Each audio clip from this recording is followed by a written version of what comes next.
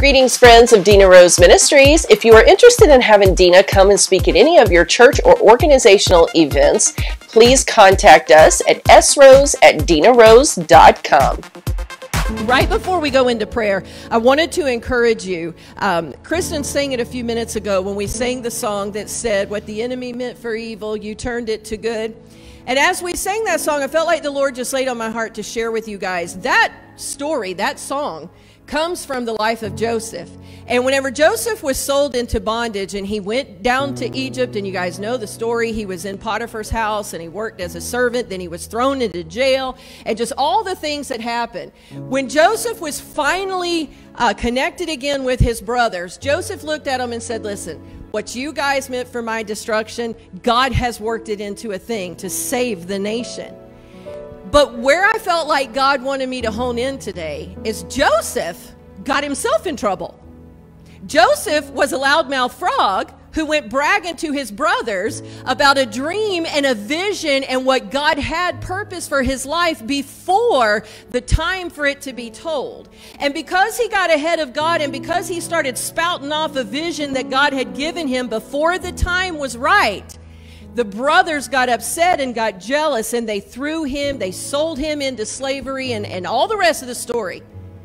But still, whenever he stood before his brothers, he said, "This thing that you guys meant to destroy me, God has actually turned it around, and he is saving a nation, even though I royally messed up." And that is a word for somebody in here today or somebody watching online. You may have gotten yourself in the situation where you are.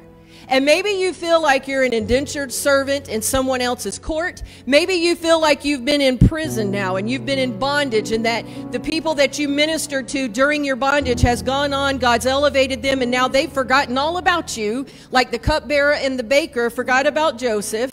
And now you just feel like, okay, God, now what? But you know that he purposed you for something, and you know he gave you a dream and a vision for your life, and you know it, and you're holding on to it. And you just can't quite see how it's going to all come to pass, because now you've made this mistake and you kind of messed it up a little bit. God rescued Joseph, and at the right time, like Dad was saying a moment ago, whenever God had worked everything out of Joseph that he needed to, his little pride, you know, he was his daddy's favorite.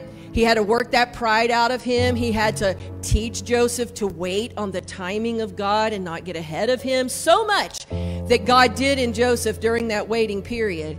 And then he finally elevated him to become part of saving a nation through a great famine. And now he's remembered for his greatness, not his failure. And I want to encourage you today that you may have made some royal mess ups in your life. You may have done some of the most unimaginable, unthinkable stuff that you feel like, I'm never going to have God's forgiveness. There's only one sin he will not forgive, and that's blasphemy. Everything else is forgivable. That's what the word says. And God is going to rescue you out of whatever pit you find yourself in. He wants to elevate you, and he wants to bring you into your destiny and bring you into your purpose. And I promise you, that if you will work with him in that way, he is going to fulfill the purpose that he called for your life, that he birthed you for, and you are going to be remembered for the great things you did for the kingdom and not the failures that you made. So stand with me this morning as we get ready to approach the throne of grace with boldness. That should give us all courage. That should give us all hope.